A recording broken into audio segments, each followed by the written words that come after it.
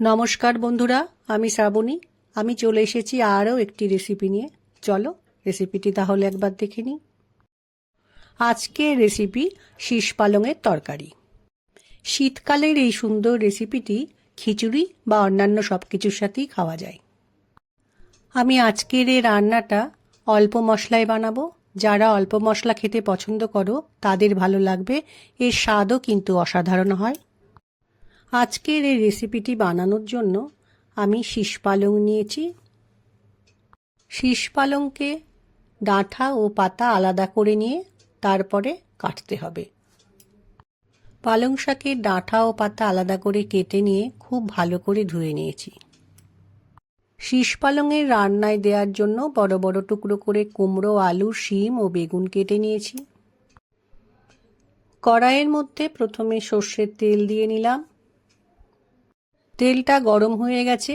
বেগুন ও কুমড়ো খুব তাড়াতাড়ি সেদ্ধ হয়ে যায়, সেজন্য আগে থেকে কুমড়ো বেগুনকে তেলের মধ্যে দিয়ে একটু ভালো করে ভেজে নেব।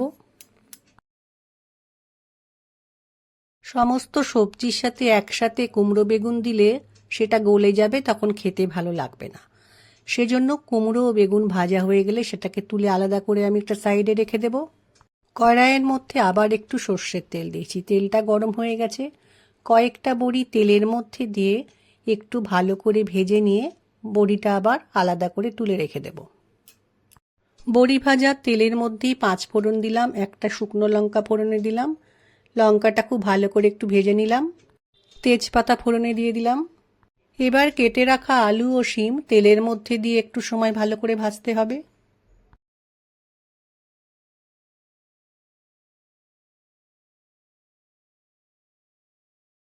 আলু ও শিম হালকা করে ভেজে নিয়েছি। এবার মশলা দেব। প্রথমে দিলাম পরিমাণ মতো নুন।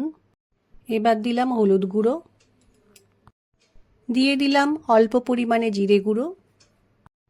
1 চামচ মতো আদা গ্রেট করে রেখেছিলাম, সেটা রান্নার মধ্যে দিয়ে দিলাম। একটা কাঁচা লঙ্কা কুচি দিলাম। আলু ও শিমের সাথে এবার মশলাগুলো খুব ভালো করে মিশিয়ে একটু সময় রান্নাটা করে নেব।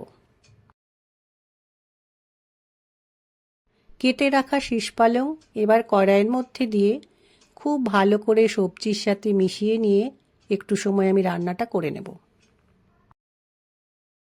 শাককে মশলার সাথে খুব ভালো করে মিশিয়ে নিয়ে আমি একটু ঢাকা দিয়ে রান্নাটা করব, তাহলে ডাঁটাগুলো খুব তাড়াতাড়ি সেদ্ধ হয়ে যাবে।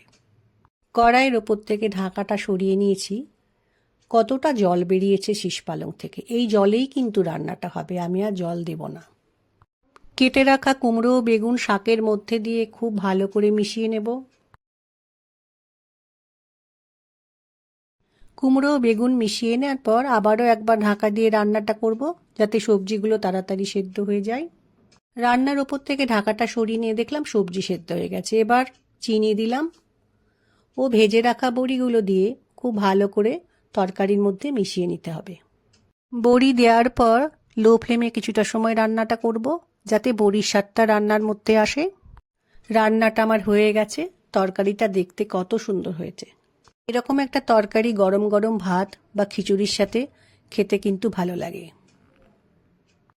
রান্নাটা ঠান্ডা হয়ে যাওয়ার পর আমি একটা পাত্রের মধ্যে পরিবেশন করে নিয়েছি। আমার রান্নার ভিডিওগুলো পুরোটা দেখার অনুরোধ রইল। আমার আজকের রেসিপি ভালো লাগলে লাইক, শেয়ার ও সাবস্ক্রাইব করো। ভিডিওটি দেখার জন্য ধন্যবাদ। ভিডিওটি আজ এখানেই শেষ করছি। ফিরে আসছি আরও একটি রেসিপি নিয়ে।